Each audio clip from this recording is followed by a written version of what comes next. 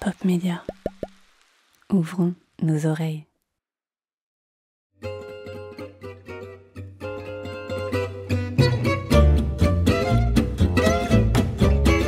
Vous écoutez Les Mains Vertes, une série de podcasts réalisés avec la classe de CAPA, jardinier paysagiste et production horticole du CFA Jury-Eiffel. Par ce projet, nous voulons montrer que les métiers horticoles et du paysage peuvent être essentiels à la gestion de notre environnement.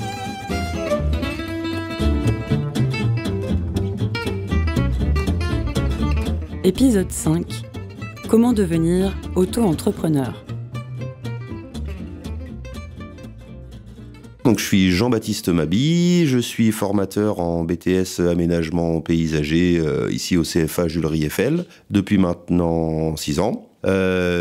J'ai créé un bureau d'études il y a de ça maintenant 13 ans, où je faisais du conseil pour les mairies en gestion différenciée des espaces verts. Donc voilà, c'était un bureau d'études où j'étais tout seul, en auto-entreprise.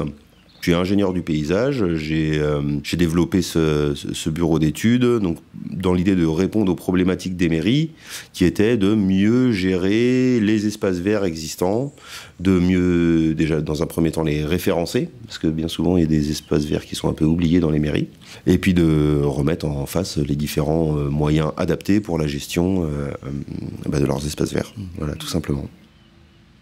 Non, c'était mon premier projet en auto-entreprise.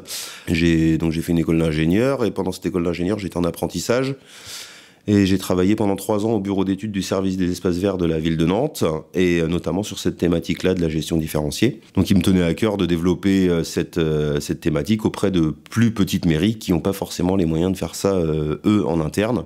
Donc l'idée c'était de développer ça en externalisant cette prestation. Une journée, je pourrais pas vous la décrire précisément ce qu'était une journée. Par contre, une étude complète sur une commune, parce que c'est principalement sur les communes que je travaillais. Ça, c'est tout à fait possible. Dans un premier temps, j'ai commencé par répondre aux appels d'offres qui étaient émis par les communes qui souhaitaient un plan de gestion. Parce qu'il faut savoir qu'on travaille avec de l'argent public. Donc, dès qu'on travaille avec de l'argent public, dès que ça dépasse les 15 000 €, on est obligé de répondre à un appel d'offres. Donc, chose que je faisais, qui prenait forcément pas mal de temps. Après, une fois qu'on est sélectionné, qu'on a été validé pour l'appel d'offres, on commence l'étude. Donc, l'étude, elle se déroule en plusieurs phases. Il y a une étude de diagnostic de terrain, vraiment savoir quels sont les différents espaces verts qui composent le patrimoine de la commune. Une fois qu'on a fait ça, on regarde aussi quels sont les différents moyens financiers de la commune, quels sont les moyens matériels et quels sont les moyens humains. Donc on fait vraiment un diagnostic complet des différents moyens de la commune. Ensuite, une fois qu'on a réalisé ça, il faut définir une politique précise de gestion des espaces verts qui va vouloir être mise en place par la commune.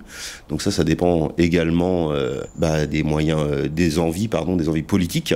Donc beaucoup de réunions avec les élus de la commune et également avec les agents pour qu'ils nous disent les moyens que eux ont à disposition actuellement.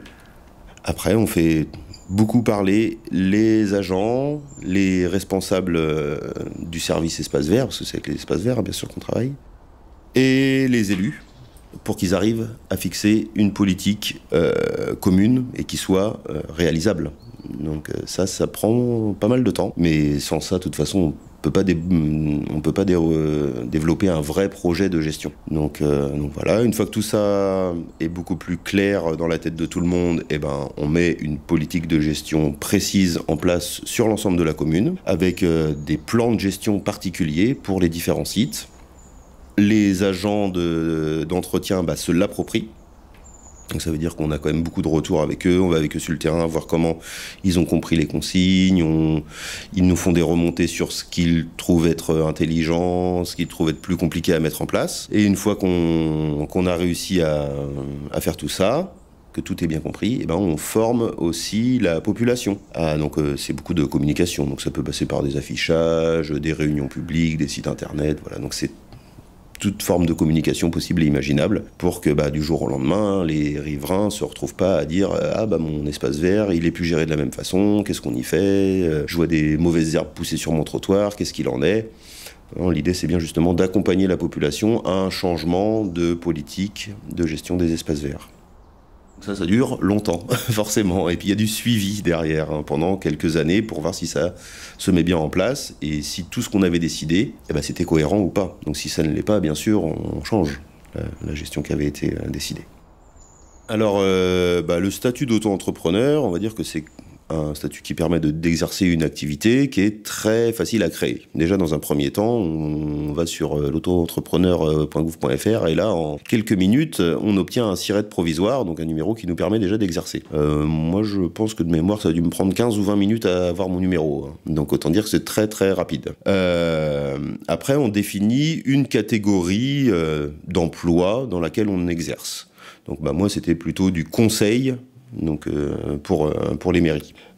Donc c'est pas vraiment de la création en espace vert, c'est ce qui est quand même un peu différent. Si on veut créer une activité de paysagiste où on va faire de la création, on va pas pouvoir utiliser le statut d'auto-entrepreneur. Par contre, si on veut faire que de l'entretien en paysage, de l'entretien d'espaces verts, il est possible d'utiliser le statut d'auto-entrepreneur, mais par contre on peut rien créer du tout, quoi. Donc c'est un peu plus limité.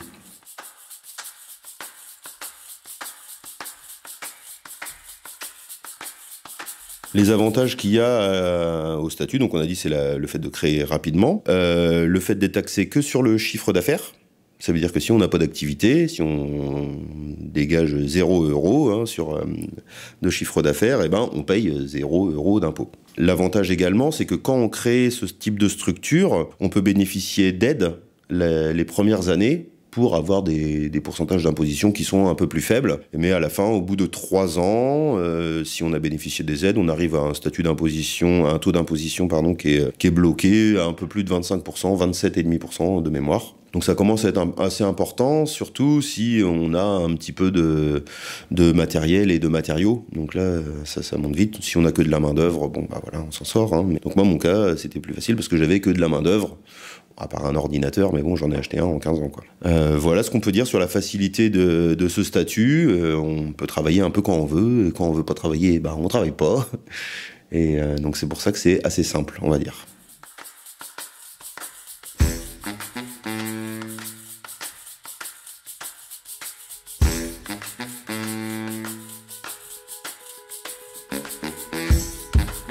Alors moi, mon plus gros défi, c'était de trouver des contrats.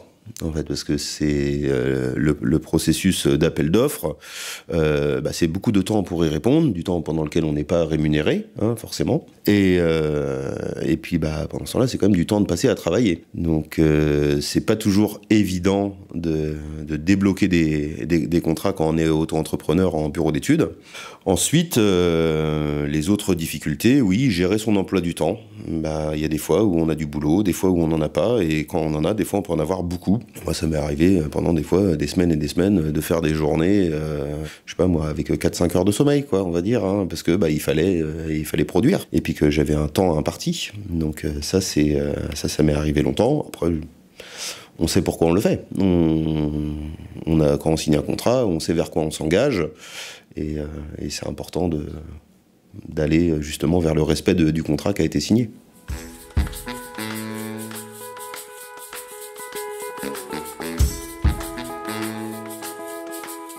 Alors moi, ce qui m'a particulièrement tenu à cœur quand j'ai développé cette activité de bureau d'études, c'était de valoriser le patrimoine existant des mairies. Aujourd'hui, on se rend compte qu'il y a plein d'espaces verts qui sont tondus 15 fois à l'année, 20 fois à l'année, des grandes prairies qui ne servent strictement à rien.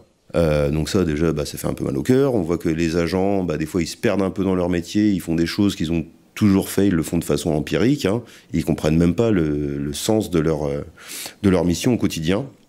Et ça, je trouve ça particulièrement navrant. Donc il me semblait important de développer une activité qui permette de redonner du sens à ces agents qui des fois sont un peu perdus dans leur activité du quotidien. Également pour les mairies, les élus des mairies qui parfois ne connaissent pas vraiment bien l'environnement de leur commune, histoire de redonner à tout le monde une certaine éducation à l'environnement qu'ils ont autour de chez eux, et puis un certain goût en fait à aller voir ce qui s'y passe et à connaître. Et ça me paraissait particulièrement important. Je pense que c'est quelque chose d'assez efficace, le plan de gestion, justement, dans les mairies, quand c'est bien mené. Alors certes, ça demande du temps, à mettre en place. Mais quand les élus, je pense aux élus principalement, sont bien motivés et sont porteurs du projet, on arrive assez facilement à mettre en place une communication adaptée, à faire prendre aux agents suffisamment de recul pour qu'ils s'approprient eux-mêmes la gestion de leurs espaces verts, chose qui avait des fois disparu pendant des années et des années. Voilà, c'est ça qui m'a semblé particulièrement important. Ce qui m'a vraiment plu, c'est de retrouver un peu une gestion qui soit adaptée au patrimoine que l'on possède, et puis de redécouvrir un peu le patrimoine que l'on possède dans les communes. Pour être responsable d'un bureau d'études en paysage, il faut avoir des compétences qui sont assez vaste, on va dire. Et moi, ça, je l'ai trouvé lors d'une formation dans une école d'ingénieurs du paysage qui s'appelle l'ITIAP, que j'ai fait suite à un BTS aménagement paysager. Et à l'ITIAP, on apprend un peu toutes les facettes du métier de paysagiste.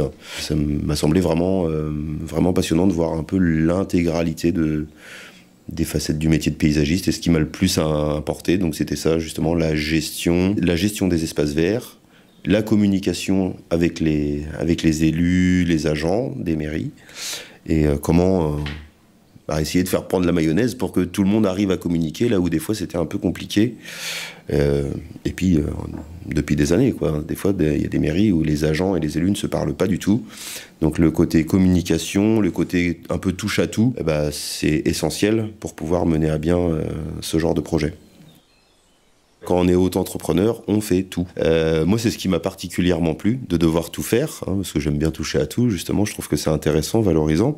Puis on n'est pas dans la routine, dans la monotonie. Par contre, c'est sûr que des fois, on peut se retrouver face à des difficultés. Par exemple, j'ai fait mon site web, j'étais pas forcément un super bon informaticien. Donc après, il faut savoir s'entourer aussi, avec des relations, des copains, de la famille. On y arrive aussi.